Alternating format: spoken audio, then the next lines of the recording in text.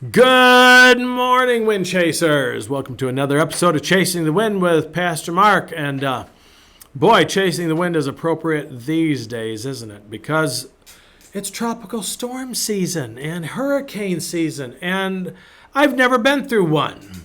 I'm from the Midwest, Tornado Alley, and lived in Illinois. We lived in Missouri. We lived in Kansas.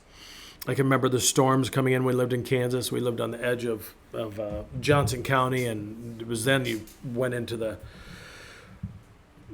farmland of Kansas, and we would watch the storm clouds just rise. It was like it was impressive. It was scary in our home that had construction grade windows, as the winds would come straight line winds at them, and it was a scary thing. I've never been through a hurricane. Been close to a few tornadoes. And I actually like storms. A couple times in Kansas, we had to have weather radios, and so it would tell us, get to the basement. So I would send my wife and the dog to the basement. She goes, where are you going? I said, I'll go to the front porch and watch it come in. I learned that from my dad, by the way. And anyway, the hurricanes, for you who might be watching this down in the path of it, you are prayed for. You are loved. Be safe. Storms that come. Last week I talked about, at least I think it was last week, if that's how my producer puts them out, talked about peace in the midst of our storms. And we can, it's interesting when we look at Jesus in that storm, and the disciples were the ones freaking out. And Peter, he was told to step out of the boat, walk on water. He was doing fine until he got his eyes on the storm. I don't care what storm you're going through. And you say, Mark, you don't know a hurricane. You're right, I don't. But I do know storms, and I'm talking about storms in life right now. And there's a lot of them. It seems like our whole country is a storm. And we need to keep our eyes on Jesus. I don't know that you're a fan of The Shack or not. Some of you are going to be, I didn't like The Shack. Okay, you don't have to like The Shack, but there was some good things in there. Don't throw the baby out with the bathwater. Pick some good things. There's a song in there, keep your eyes on me. I think there was a song that came out of that movie, and but there's a scene in there when Jesus says to the main character, he goes, "Watch me. Don't watch the storm. Don't watch what's going on around you." And it's really the storm going on inside him. Healing is a wonderful thing, and my wife and I have experienced some healing in our lives. We've experienced a lot of healing in our lives. The Lord brought us to a place where we knew we had to heal. We saw the storms raging within us, that we knew we needed to get some help, and we needed to heal. And healing is an interesting thing. It's a passion of my wife's and mine. She's a counselor. And my doctorate is in formational counseling, and we enjoy helping people heal and find freedom and living for the Lord. It's interesting we think about that story of Jesus calming the storm and the disciples being there, and they're just freaking out, and it's so easy to freak out. They've probably been through storms before. And so whenever they see storm clouds coming, they're probably triggered. It's kind of a word that we hear a lot. Oh, you trigger me. Well, you really need to understand triggers before you start spouting off about them. We're triggered by something that someone does, or a smell, or some sort of, I can't trigger you. And here's the other thing. I'm not responsible for your triggers. I can't change my whole life just because you might get that just triggers me. Triggers tell us that there's something that needs to be looked at, that needs to be dealt with.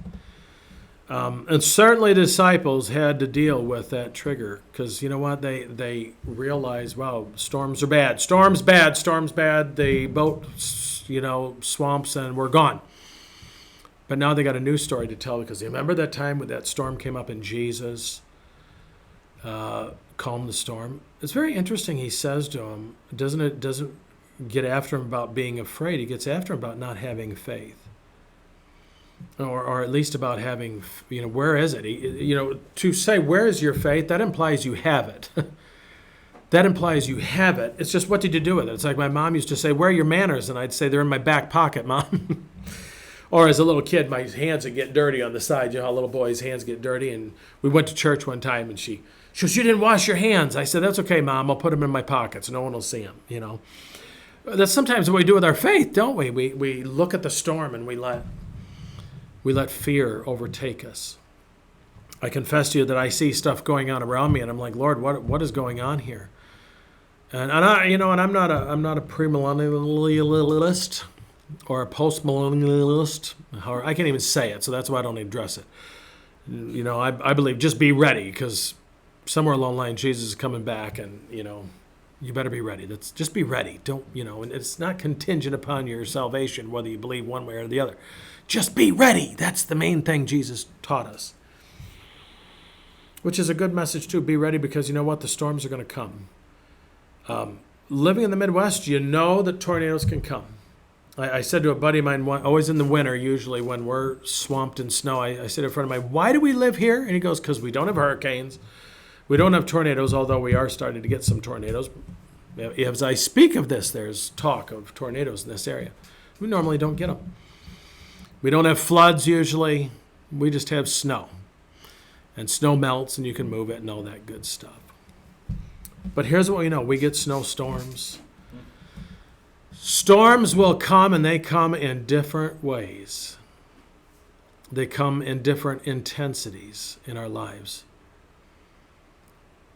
But the one thing we need to know is that Jesus is with us in the midst of our storms, if we will turn to him. Notice that the disciples knew exactly where Jesus was, and they went to him. Maybe that's why he said, where is your faith? Because they found it. I believe they found it in that moment when they went to Jesus. I don't know about you, my faith wavers sometimes. And I'm like, Jesus, what do you want me to do? I'm at a loss here.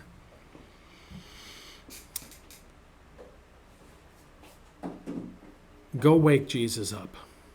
He's okay with you waking him up.